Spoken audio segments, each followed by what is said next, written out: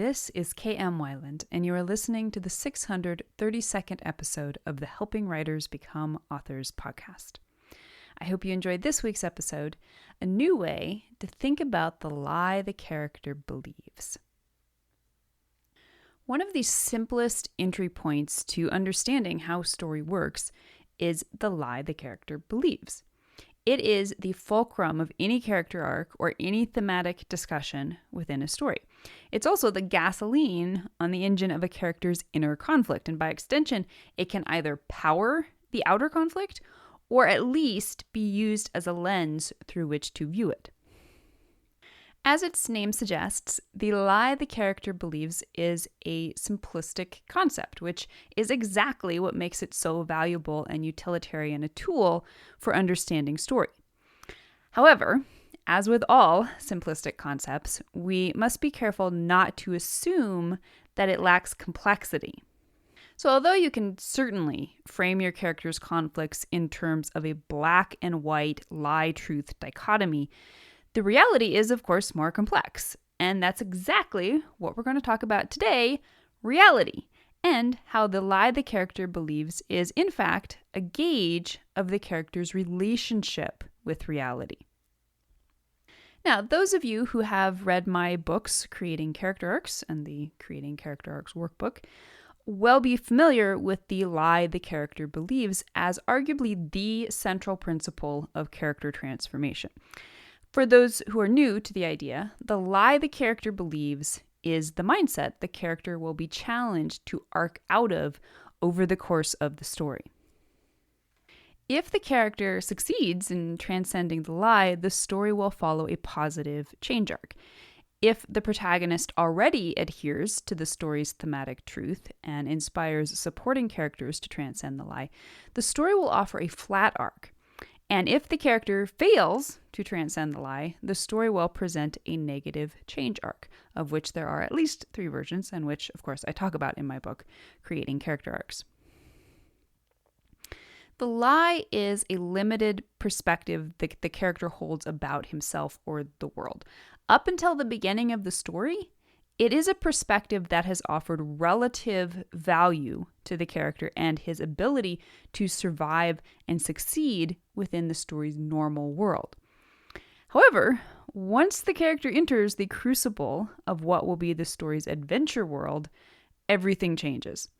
The lie proves itself to no longer be a functional modus operandi. From here on, the character will be challenged to adapt to the story's thematic truth. And only if he succeeds in, usually painfully, expanding his perspective, will he be able to grapple with the main conflict and perhaps gain the plot goal he is pursuing. So as we explored a few weeks ago, the lie is distinct from, but still closely tied in with other aspects of the character's primary pain point. The lie will usually arise from a painful experience in the character's past called the ghost, which informs her way of perceiving how the world works. Very often, the ghost will have caused a wound the character carries with her, and which will make her cling even more desperately to the lie in the belief it is somehow protecting her. This belief may be entirely accurate, or it may simply be a trauma response. Over the course of the character's arc, the lie will be systematically challenged by the events of the plot. The character will slowly begin to see another possibility, and that is the enlarged perspective of the thematic truth. Particularly at the story's midpoint, he will face a moment of truth in which he is able to see the validity of the new perspective, even though he is not yet willing to relinquish the familiar lie-based mindset. By the time the character reaches the low moment of the third plot point and is faced with the impending climax, he will have to choose whether he is willing to sacrifice the comfortable mindsets upon which he has so far depended in order to allow himself space to grow into the possibilities of the bigger truth. So the most important point today is that the lie and the truth in a story are relative. The lie the character believes doesn't have to be an outright deception, as it is in The Village, when the young characters are taught by the elders that monsters will kill anyone who ventures into the woods. nor does it necessarily have to be an obviously mistaken perspective, as in Gone with the Wind, in which Scarlett O'Hara is determined to believe Ashley Wilkes loves her more than his wife, Melanie. The most accurate way to think of the lie is simply as a limited perspective. For example, growing up is hard in About a Boy. One of the best ways to recognize this is to also examine the idea of the thematic truth. So even though I capitalize the term in my teachings to indicate its importance as an entity within story, this is not meant to indicate your story's thematic truth must represent ultimate truth. In 99% of stories, the thematic truth will be a relative truth. It is truer than the lie-based mindset with which the character has wrestled throughout the story. In short, the truth the character is challenged to adopt is itself a limited perspective. It's just less limited. This points to the fact that character arcs reflect real life by showing characters growing, but rarely arriving. Think about it. We all probably undertake a new character arc, the challenge to make the leap from a limited perspective to a slightly more accurate perspective every single day. Now, sometimes those arcs are so life-changing, we recognize them as such as the life cycle arcs that I talk about in my book, Writing Archetypal Character Arcs. But even these massive mindset shifts are just another rung up or down the ladder of consciousness in this human life. The best any of us can do is hope to refine our perspectives into greater accuracy a little bit more every day. And that's what we expect from our characters as well. So, if the lie isn't, strictly speaking, a lie, and the truth isn't the truth, then what are they? As I was lying in bed the other morning, one of my early thoughts, because apparently I dream about story theory, was the lie the character believes is really just a resistance to reality. The lie is not a lie until the character's relationship to reality shifts, either internally or externally.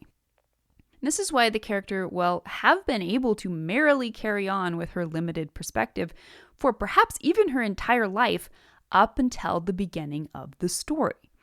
This also helps us define exactly what story is, since it underlines the old directive that whatever is happening in a story should be the most important thing to have happened in the character's life so far.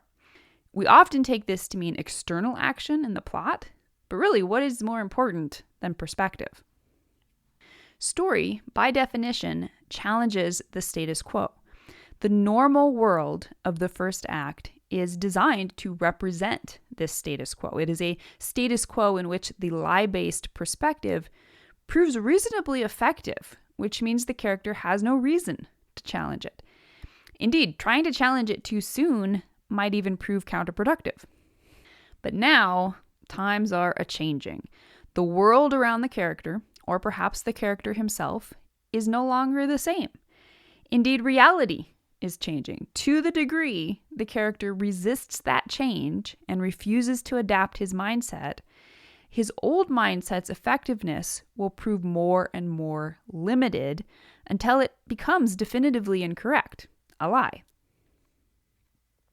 Even if this mindset was previously competent, it is now outmoded. The rules have changed, and the character must now prove whether or not she can adapt. However, the adaptation of perspectives is not easy. This shift from lie to truth is never as simple as learning to apply new facts or skills. Rather, this is about digging deep into the psyche and uprooting a perspective with which the character identifies. The lie, therefore, can also be viewed as an ego identity. And ego identities don't go easily. They can't go easily. Their entire function within the psyche is to ensure survival. If something worked in the past, the ego wants to keep on doing it. And depending on how deeply the ego has identified with any particular perspective, it will fight tooth and claw to keep from giving it up.